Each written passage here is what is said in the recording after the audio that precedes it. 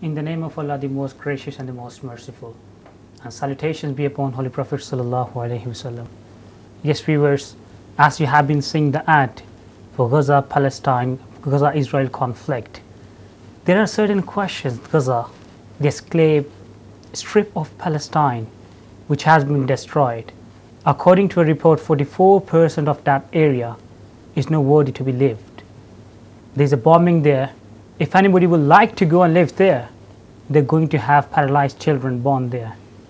By the way, one of the MPs in Israel stated, all of the mothers of Palestine should be killed so that there is no more birth of children. There are loads of questions which have arisen. Today we have managed this program to raise the voice of public. We have got our legal panel today. I would like to start off by introducing with Ramby de Mello from number 5 Chambers, who is the author of several books of international human rights. He has represented clients before European Courts of Human Rights Grand Chambers, European Courts of Justice, and Supreme Courts of England and Wales. Welcome you in our program, Ramby. Thank you very much for having me here. Next to him is Ashraf Ali, who is an immigration specialist from Ash Immigration.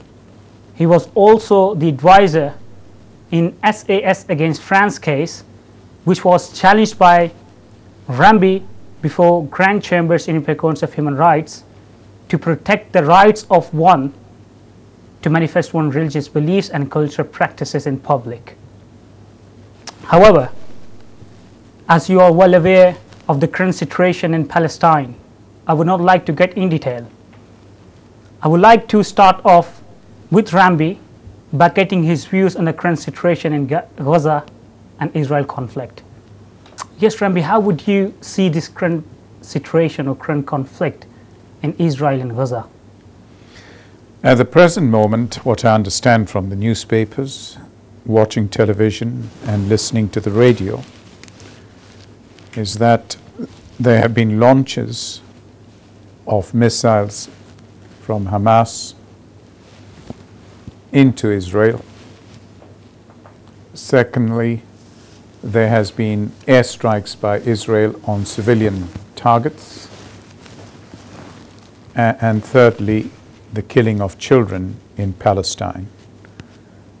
There is also discussion of the use of ground troops in Palestine, and the situation is very tempestuous.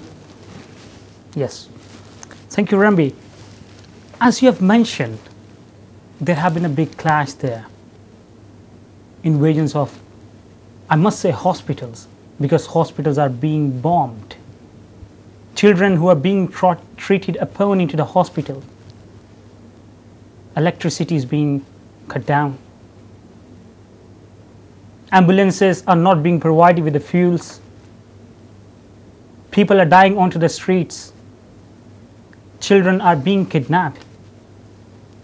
Taking this into account, I would like to say, Israel says they are launching airstrikes in their self-defense. Sometimes they say God promised them this land. Keeping this in mind, I would like to ask as to what is self-defense and what Israel has, or when Israel has no threat from the innocent Palestinians. Every country is entitled to defend its airspace, its territory, its civilians, and the property of its civilians against any form of aggression from outside its territory. It is entitled to use proportionate force to deflect such attacks.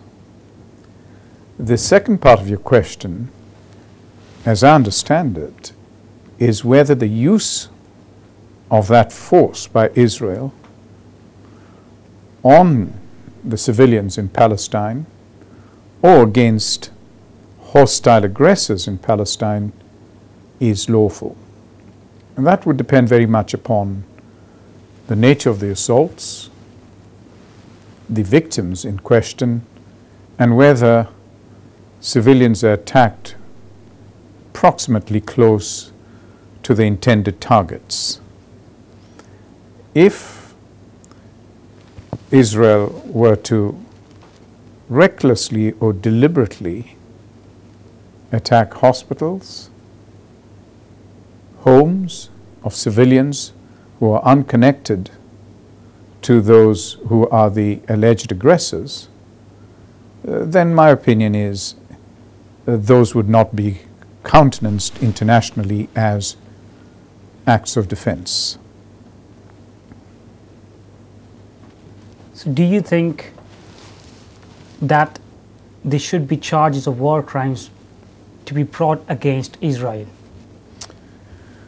The definition of war crime, by way of example or illustration, is, for example, the deliberate or reckless use of force by one country against the civilians, by way of example, of another member state or another state.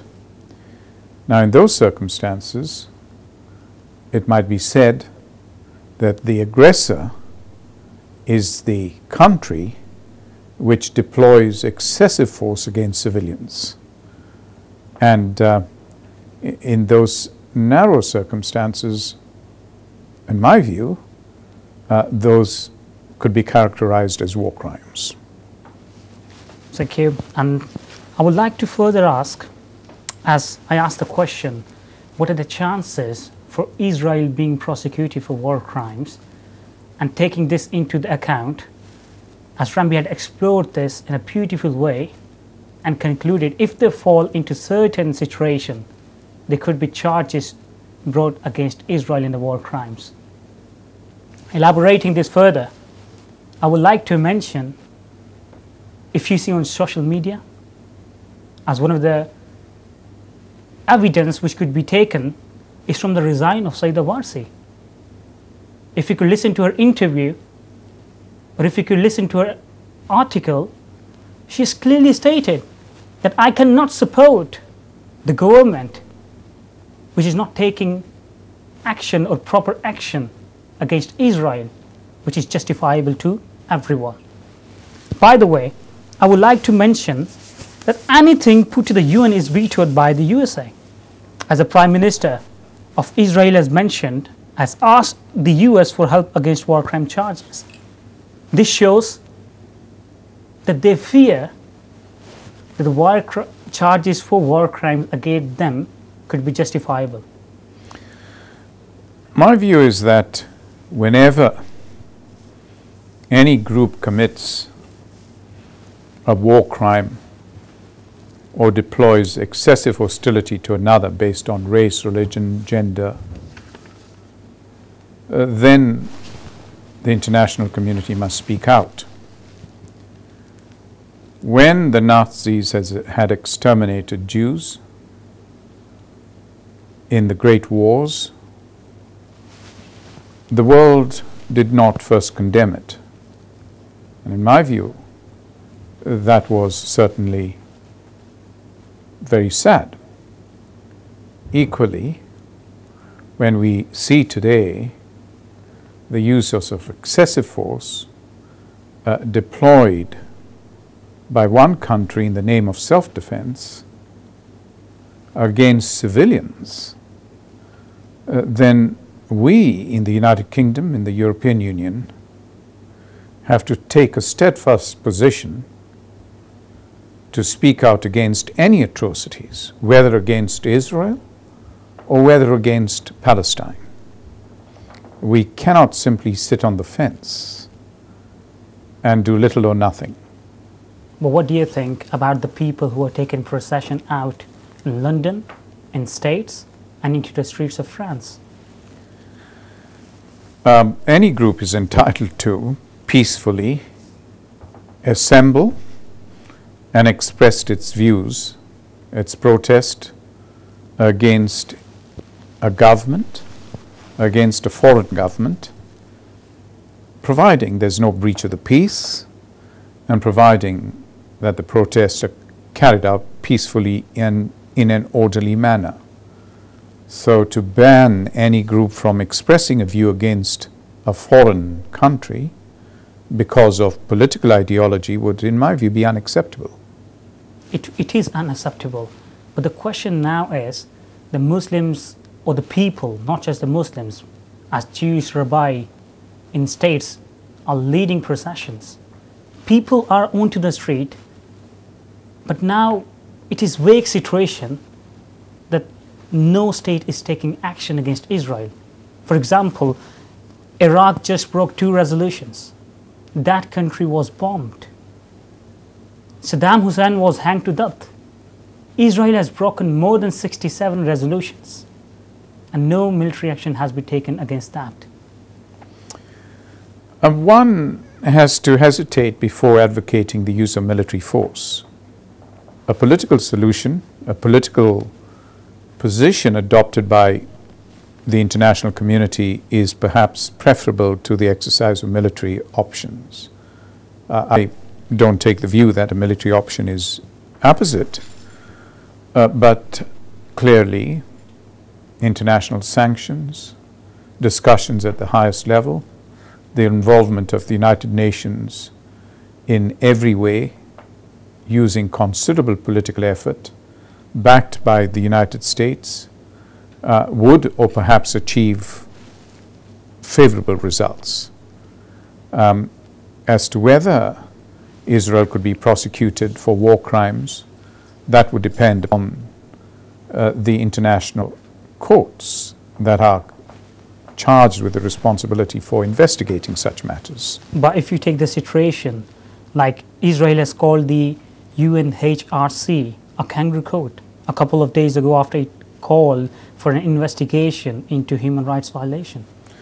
Well, I suspect that that reaction was off the cuff, an ill-considered and expressed view, but I'm sure right-thinking people in Israel, because it does have extremely strong judiciary there, would view the international courts as a court of considerable gravitas and repute, and I consider that anyone charged or potentially charged with a criminal war crime or criminal offense might well express a view that the investigative court doesn't have standing or is a court with little repute. That's quite expected, but I wouldn't treat such a remark as a serious remark.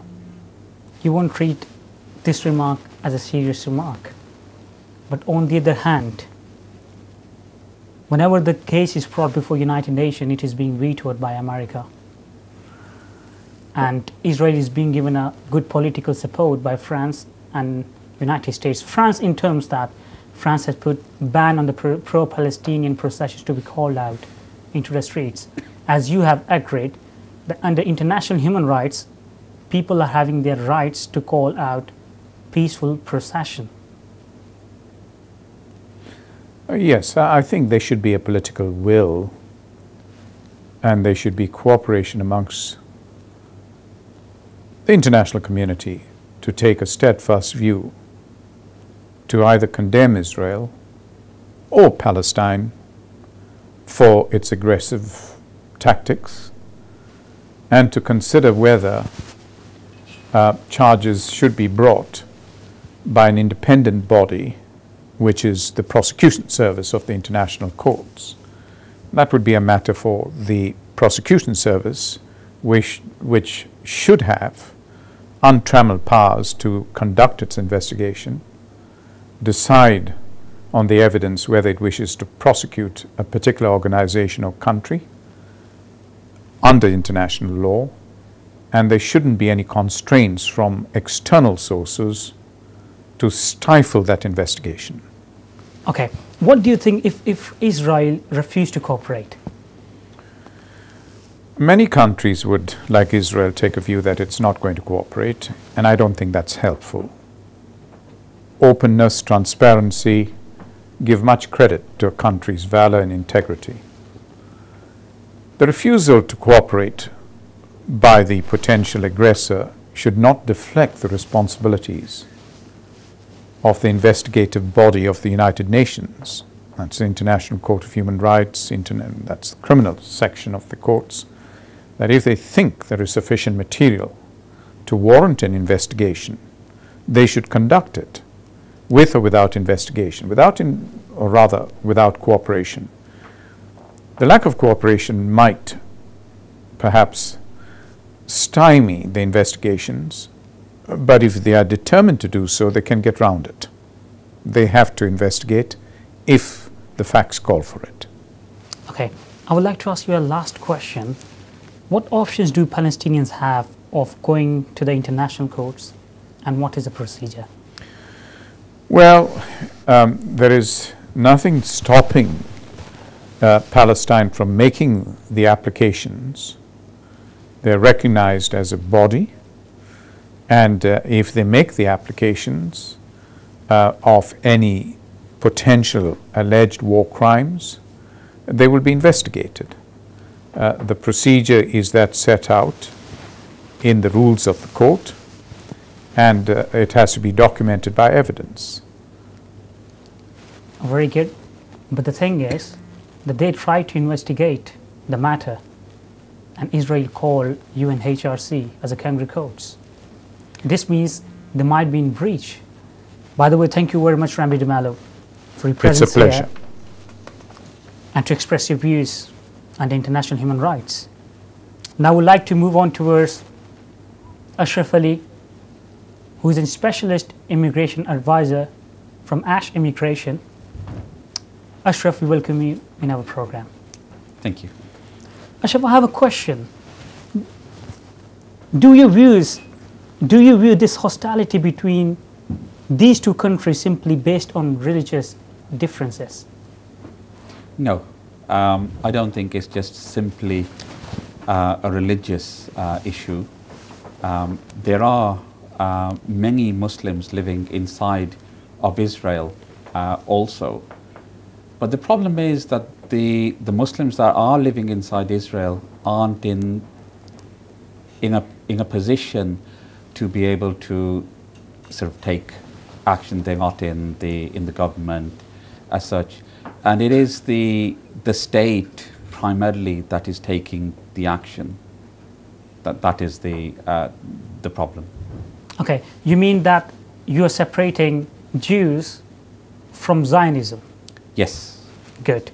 And this was the people are saying that these are not the Jews who are doing this, these are Zionists, because there are certain rabbis who have stood against the action of these Zionists. Good. Yes, they have been, and even when we had the march in London, where many thousands of people turned out, there were members from the Jewish community that demonstrated in there, and there were also other members from the Jewish community that said that they would have liked to take part, but they were frightened that if they did take part, they might have been targeted because of the group, which didn't take place. But don't you think that I think that this might be a political thing, like when Muslims do anything or anyone in the name of Islam does anything, he has been given a name of extremism, and all of the Islam or all of the Muslims are being targeted, but not in this specified area. Absolutely. I think you do have Islamophobia, and I think the definition of a terrorist in some of the dictionaries has specifically been changed to say Muslim terrorist, and this is how things are developing.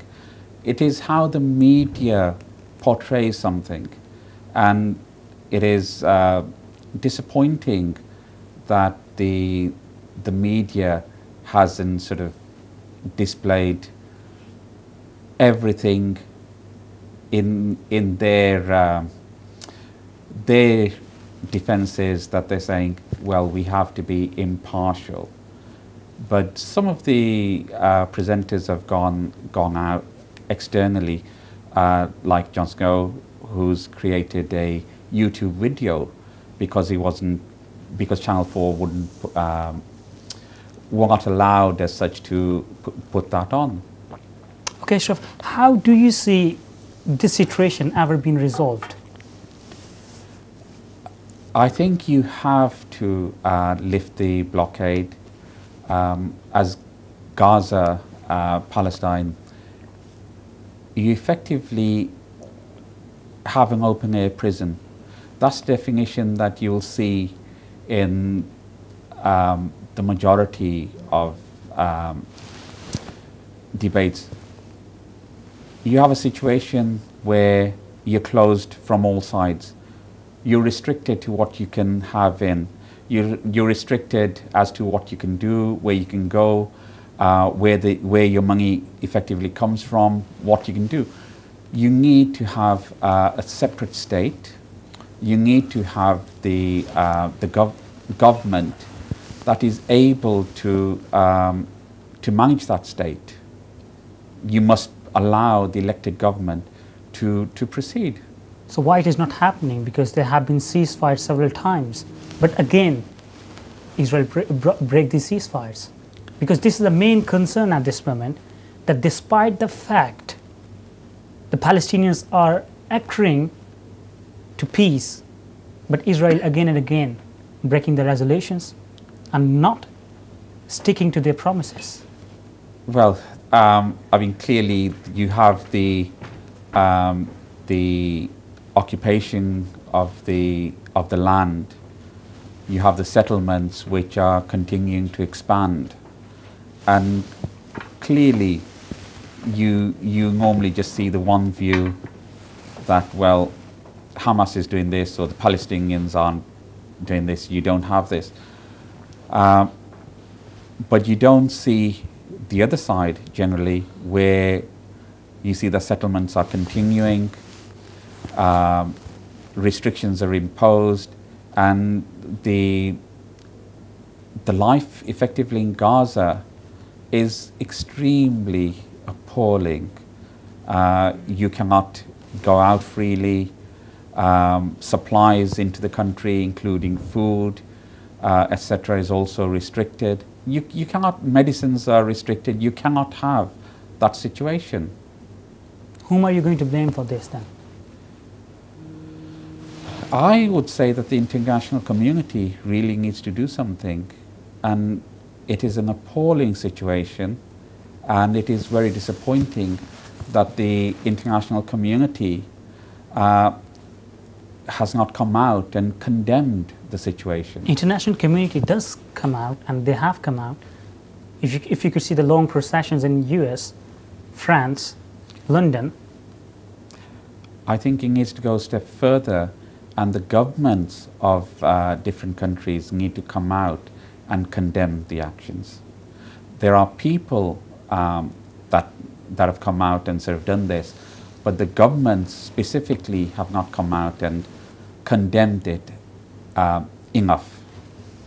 Well, this is a big question, and you have hit the nail on the head, that these might be due to political reasons, that despite this big massacre of people, innocent children in Palestine, as a Norwegian doctor who is working voluntary in Gaza's hospitals stated that he needs to keep torch with him when he's in operation theatre, that there is no electricity in the hospitals either. I would like to conclude by mentioning that Muslims need to unite. Unity is a strength. Before I conclude, I would get back to Ashraf and I would ask him, but do you agree with this concept? There are many problems, but if at the same time, if you look at the situation that I think that America has just agreed, I think it was $232 million to give to Israel in order that they can replenish their Iron Dome system. I personally didn't hear that the American government say we will also send something to Gaza to help with the rebuilding, and that is a concern for me. This is a big concern for the humans. This is a big concern for the people. That when there was a clash in Ukraine, Russia, then America was the one or the first state to step into the field and was threatening Russia with airstrikes. But now this is a big question for the politicians.